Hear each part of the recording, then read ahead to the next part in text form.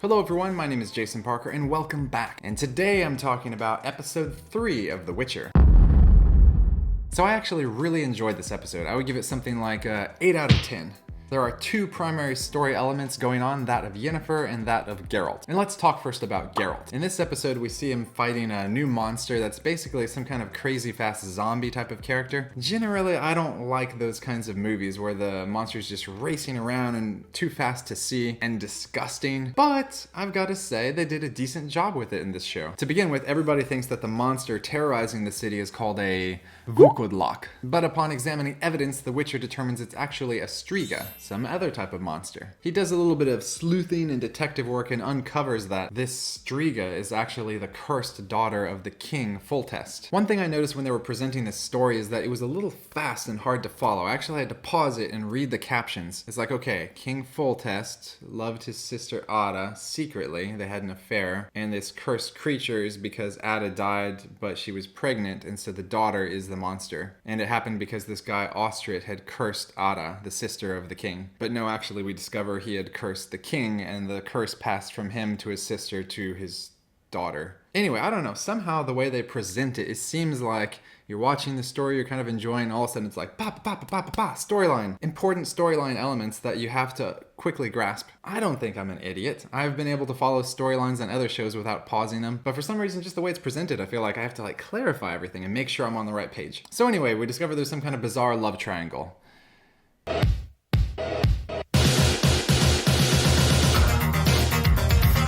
And the Witcher decides he wants to try to save this monster instead of killing it and see if he can revert it back to the king's daughter. Whereas that's pretty cool, you know, it'd be a lot easier for the Witcher to just kill the monster, and now he's showing some of his humanity that actually wants to do the right thing. Anyway, so he goes in there, and this fight scene is actually pretty cool. Actually, from my opinion, it's both good and bad at the same time. So here's what I did like. I like the fact that he had a variety of strategies and tools he was trying to use. You know, he wraps that chain around her and she just busts it off.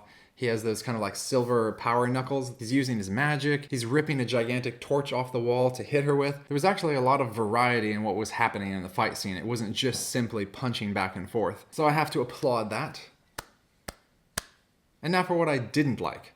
I didn't really like how the Witcher was just being tossed and battered around so easily by this monster. You know, he's just being kind of thrown around like a rag doll, and I have this feeling like he should be more powerful. Also, I gotta say, there's a little inconsistency here, because at the very beginning of the episode, you see another Witcher come to try to kill the striga. He's walking through a room trying to find the monster, and all of a sudden she just appears and guts him instantly. Instant death. You know, and he's a Witcher, and so I'm thinking how is that possible? How does Geralt stand a chance? Are we supposed to believe that Geralt is just a much more powerful Witcher? I just don't understand how he could last all night fighting her, and this other Witcher is just instantly disemboweled. Where's the consistency there? However, I was thinking one plausible excuse, and that is that at the beginning they had misidentified the monster as a Vukodlak, but actually it was a striga. Every time I think of you, I feel a shot right through the bow of good. I mean, it looked like he was ready. He was prepared for action with his sword, but maybe if he'd known it was a striga, he wouldn't have even accepted the coin. He would have just left. So I want to give the showrunners the benefit of the doubt, and let's just say that's the reason why the first Witcher was so easily killed, and why Geralt was actually able to succeed. By the way, if you were not a fan of this fight scene, I did some searching online and I found a cinematic sequence from the Witcher 1 video game, and it looks like this.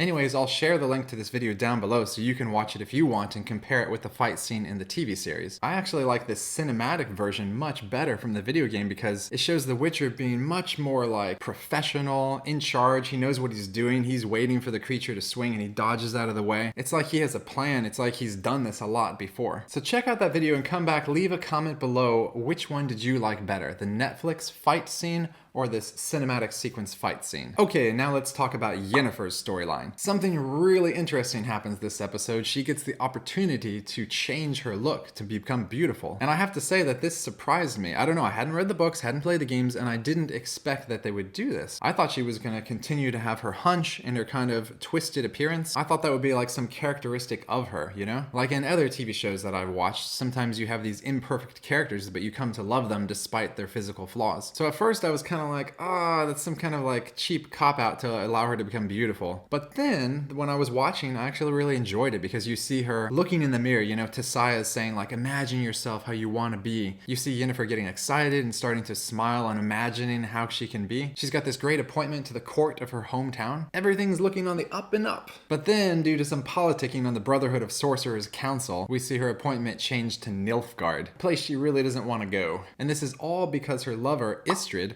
revealed her elven lineage to the council. So you have this big confrontation between the two. And I thought it was really interesting, this whole conversation between them. You know, he's apologizing, but they had both kind of betrayed each other a little bit. And you know, you see him, he's like this handsome guy, and she has this kind of twisted nature, but they're still in love. You know, that's kind of cool. But the interesting thing is that he's the one who kind of professes his love and wants to find a way to make it work. He's like, you can come with me while I'm doing my research and we can just live together. And she's like, that would be a slow death.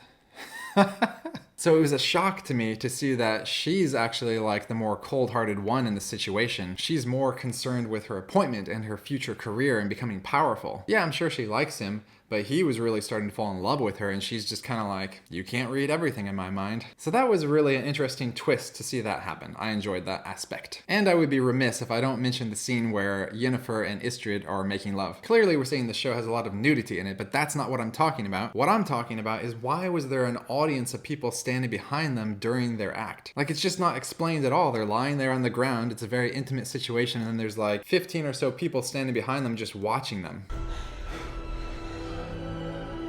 By the time the scene had ended, I'm kind of just guessing maybe it was like an illusion that she had created, or it was some people from the council and they had to see that these two people came together, like the proof of it, because maybe they want to have like a sorceress baby. I had to go online, I had to search, and apparently it is that she was creating an illusion of people to watch. I don't know, maybe one of them is kinky and likes the idea of being watched. It's just not explained. And then at the end, you get to see Yennefer become beautiful. She goes through this enchantment process, which of course was very shocking because she chose the no anesthesia option. Anyways, when she appears at the ball in her new transformed state, I'm kind of thinking like, I don't like the dress she's wearing and she's got too much makeup on.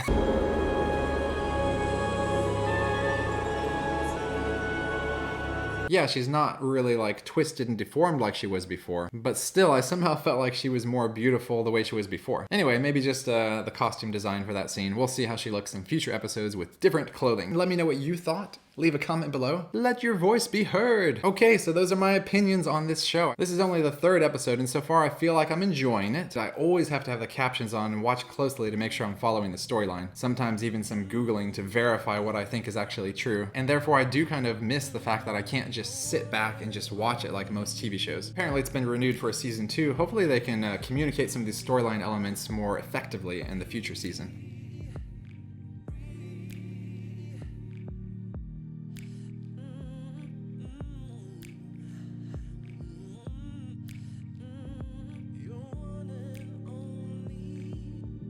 Anyways, that's all for this video. If you enjoyed the video, please smash like. It helps me a ton. Hope you have a great week, and I'll see you next time.